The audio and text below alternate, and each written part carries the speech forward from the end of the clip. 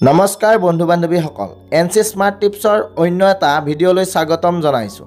ভাৰতীয় দৰ্শন শাস্ত্ৰ তথা বিভিন্ন দেৱ দেৱীৰ পূজা অৰ্চনাৰ পদ্ধতি আমাৰ চেনেলৰ মূল বিষয়বস্তু। আজিৰ এই ভিডিঅ'টোত এনেকুৱা এটা বস্তুৰ বিষয়ে আপোনালোকক অৱগত কৰাম, যিটো বৰ্তমান সময়ত অতিকে প্ৰাসংগিক আৰু আপোনাৰ জীৱনৰ ক্ষেত্ৰত এক ব্যাপক আৰু গভীৰ প্ৰভাৱ আনিব পাৰে।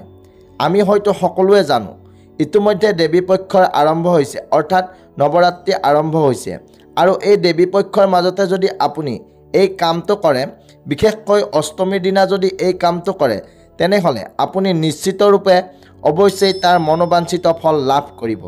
কিন্তু এই প্ৰসংগত এটা কথা মনত ৰখাটো অতিকে প্ৰয়োজন যে এই সকলোবোৰ আপোনাৰ বিশ্বাসৰ ওপৰতহে নিৰ্ভৰ কৰে। আপোনাৰ যদি এই প্ৰসংগত বিশ্বাস নাথাকে, তেনেহ'লে কেতিয়াও এনেকুৱা ধৰণৰ কৰ্ম সম্পাদন কৰিব নাযাব। কাৰণ বিশ্বাসে মিলয় হৰি নামৰ কথা এষাৰ আমাৰ সমাজত প্ৰচলিত আছে।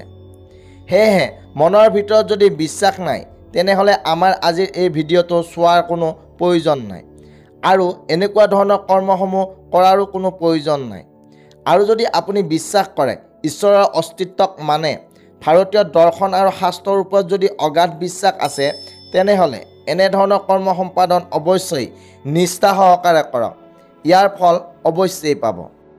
মা দুৰ্গাৰ সহস্ৰ নামৰ ভিতৰত, অৰ্থাৎ 108টা নামৰ ভিতৰত অপৰাজিতা হৈছে অন্যতম এটা নাম, যাক কেতিয়াও পৰাজয় কৰিব নোৱাৰি। আৰু হয়তো আপোনালোক সকলোৱে জানে, এই মৰ্তত অৰ্থাৎ ধৰাত অপৰাজিতা নামেৰে এপাহ ফুল গছো আছে, যাৰ দুই প্ৰকাৰৰ ৰং হয়, এপাহ বগা অপৰাজিতা আৰু আনপাহ নীলা অপৰাজিতা, যাক আমি নীলকণ্ঠ হিচাপেও জানো। শাস্ত্ৰত উল্লেখ থকা মতে মা দুৰ্গাৰ দুপাহ ফুল অতিকে প্ৰিয়, সেয়া হৈছে পদুম ফুল আৰু আনপাহ হৈছে অপৰাজিতা। সঁচা কথা ক'বলৈ গ'লে এই অপৰাজিতা ফুল যে অকল মা দুৰ্গাৰে প্ৰিয় সেইটো নহয়, কাৰণ এই অপৰাজিতা ফুলেৰে মহাদেৱ, নাৰায়ণ, মা লক্ষ্মী তথা শনিদেৱকো পূজা অৰ্চনা কৰা হয়। ইয়াৰ উপৰিও আপোনালোকে হয়তো জানে, গণেশ পূজাতো এই অপৰাজিতা ফুল ব্যৱহাৰ কৰা হয়। হয়তো অপৰাজিতা ফুলৰ গুণৰ বিষয়ে আপোনালোক সকলোৱে জানে। কিন্তু এটা প্ৰশ্নৰ উদয় হয়, এই দুৰ্গা পূজাৰ সময়ত কিদৰে অপৰাজিতা ফুল ব্যৱহাৰ কৰিব, মা দুৰ্গাৰ উদ্দেশ্যে মা দুৰ্গাৰ চৰণত কিদৰে অৰ্পণ কৰিব, সেই বিষয়ে আজিৰ এই ভিডিঅ'টোত বিশদভাৱে আলোচনা কৰিম। প্ৰিয় বন্ধু বান্ধৱীসকল, শাস্ত্ৰমতে সম্পূৰ্ণ আহিন মাহটো এটা অতিকে পবিত্ৰ মাহ, কাৰণ এই মাহটোতে আমাৰ বিভিন্ন দেৱ দেৱীৰ পূজা অৰ্চনা হৈ থাকে। তাৰ মাজতে অৱশ্যেই অন্যতম হৈছে দেৱী দুৰ্গা। আপুনি দুৰ্গা পূজাৰ সময়ত যিকোনো এটা দিনত পাৰিলে সকলোতকৈ শুভ আৰু অতিকে ভাল অষ্টমীৰ দিনটোত যেতিয়া আপুনি পূজাৰ মণ্ডপত অঞ্জলি দিবলৈ যাব, তেতিয়া উক্ত দিনা অঞ্জলি পৰ্ব পাৰিলে অপৰাজিতা ফুলেৰে সমাপন কৰিবলৈ চেষ্টা কৰক। শাস্ত্ৰত উল্লেখ থকা মতে দেৱী দুৰ্গা যেতিয়া কৈলাশৰ পৰা পিতৃগৃহলৈ আহে, তেতিয়া দেৱী দুৰ্গাৰ উদ্দেশ্যে পিতৃগৃহত অপৰাজিতা ফুল অৰ্পণ কৰা হয়। লগতে অপৰাজিতা ফুলৰ লতাৰেও দেৱী দুৰ্গাক পূজা অৰ্চনা কৰা হয়, যিবোৰ কাৰণৰ বাবে দুৰ্গা পূজাৰ সময়ত এই অপৰাজিতা ফুলে এক বিশেষ গুৰুত্ব লাভ কৰে। আমি সাধাৰণতে দুৰ্গা পূজাৰ সময়ত মা দুৰ্গাক অঞ্জলি প্ৰদান কৰি থাকোঁ, যাৰ মাজত সকলোতকৈ গুৰুত্বপূৰ্ণ আৰু মহত্বপূৰ্ণ অঞ্জলি হৈছে অষ্টমীৰ অঞ্জলি।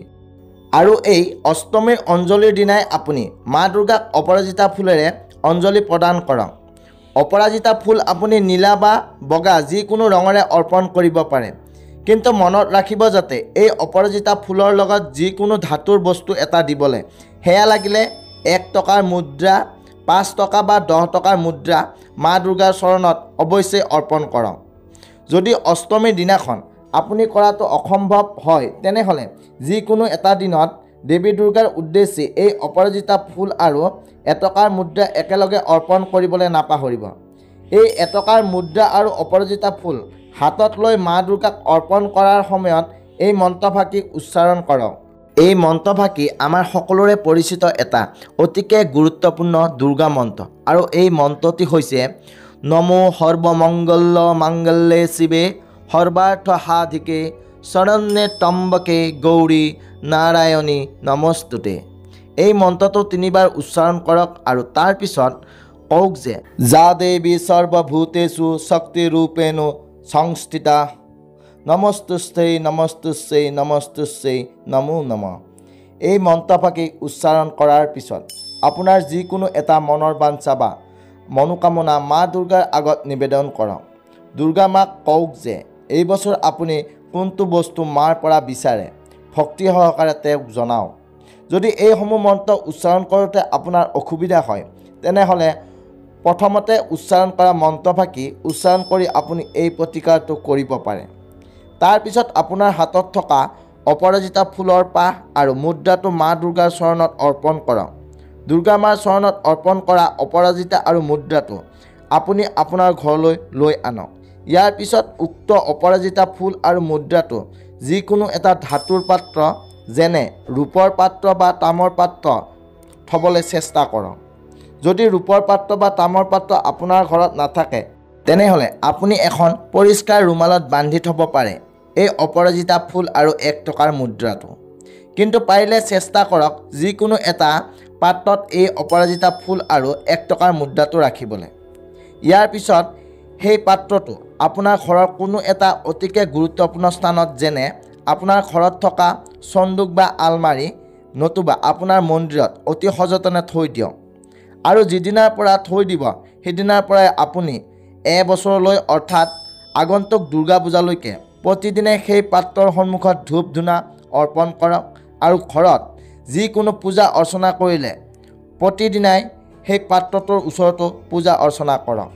মান্যতা আছে যে দেৱী দুৰ্গা, মা লক্ষ্মী, নাৰায়ণ, মহাদেৱ, গণেশ সমস্ত দেৱী দেৱতাৰ আশীৰ্বাদ আপোনাৰ ঘৰত বিৰাজমান হৈ থাকে এই অপৰাজিতা ফুল আৰু মুদ্ৰা থোৱা পাত্ৰটোৰ পৰা। আপোনাৰ ঘৰখনৰ সমগ্ৰ বাধা বিঘিনি দূৰ কৰাত সহায় কৰে এই পাত্ৰটোৱে। ঘৰখনত সুখ সমৃদ্ধিৰ লগতে টকা পইচাৰ বৃদ্ধি কৰাতো সহায় কৰে এই প্ৰতিকাৰটোৱে। তাৰ লগতে আমাৰ ঘৰত যিসমূহ বাস্তুদোষ দেখা পোৱা যায় সেইসমূহ নাইকিয়া কৰে এই প্ৰতিকাৰটোৱে। লগতে যদি আপোনাৰ ৰাশি চক্ৰ বা সোঁৱৰণিত কোনো গ্ৰহ দোষ হৈ থাকে সেয়াও দূৰ কৰাত সহায় কৰে তথা ঘৰখনত অশুভ শক্তিসমূহ প্ৰৱেশ কৰাত বাধা আৰোপ কৰে এই প্ৰতিকাৰটোৱে। প্ৰিয় বন্ধু বান্ধৱীসকল, ইয়াৰ উপৰিও সফলতা আপোনাৰ হাতৰ মুঠিত থাকে। কিন্তু মনত ৰাখিব, আপোনাৰ মনোকামনা যেতিয়ালৈকে পূৰণ নহয় তেতিয়ালৈকে কিন্তু এই টোপোলাটো একেবাৰে নুখুলিব। আৰু মনোকামনা পূৰণ হোৱাৰ পিছত সেই অপৰাজিতা ফুল আৰু 1 টকা মুদ্ৰাৰ থোৱা টোপোলাটো কোনো বোৱতী নৈত উটুৱাই দিয়ক। যদি আশে পাশে বোৱতী নৈ নাথাকে তেনেহ'লে যিকোনো এটা পৰিষ্কাৰ পুখুৰীত উটুৱাই দিব পাৰে। আৰু এটা কথা কওঁ যে আপোনাৰ ঘৰত অৱশ্যেই উত্তৰ পূব দিশত এজোপা অপৰাজিতা ফুল গছ এই দুৰ্গা পূজাৰ সময়তে ৰোপণ কৰক। বাস্তুশাস্ত্ৰ অনুসৰি অপৰাজিতা ফুল গছে ঘৰ এখনত অন্যতম শুভ ফল প্ৰদান কৰে। সেয়েহে অপৰাজিতা ফুলৰ গছ নিশ্চয়কৈ এজোপা ঘৰত ৰোপণ কৰক। কিন্তু সৰ্বশেষত কওঁ যে এই সকলোবোৰ কৰাৰ লগতে নিজৰ কৰ্মও কিন্তু সমান্তৰালভাৱে কৰি যাওঁ। ভাগ্য যদি আপোনাৰ সফলতাত 50% তেনেহ'লে 50% হৈছে কৰ্ম। সেয়েহে কৰ্ম কেতিয়াও পাহৰি নাযাব। প্ৰিয় বন্ধু বান্ধৱীসকল, আজিৰ ভিডিঅ'টোত ইমানেই আছিলে। আশা কৰোঁ আজিৰ এই ভিডিঅ'টোৱে আপোনালোকক যথেষ্টখিনি উপকৃত কৰিব। আৰু যদি কিবা প্ৰশ্ন থাকে তেনেহ'লে অৱশ্যেই কমেণ্ট বক্সত জনাবলৈ নাপাহৰিব। আৰু কমেণ্ট বক্সত জয় মা দুৰ্গা বুলি লিখিবলৈ একেবাৰে নাপাহৰিব। অন্য এটা নতুন ভিডিঅ'ৰ সৈতে পুনৰ লগ পাম। তেতিয়ালৈকে আহিছোঁ, ধন্যবাদ।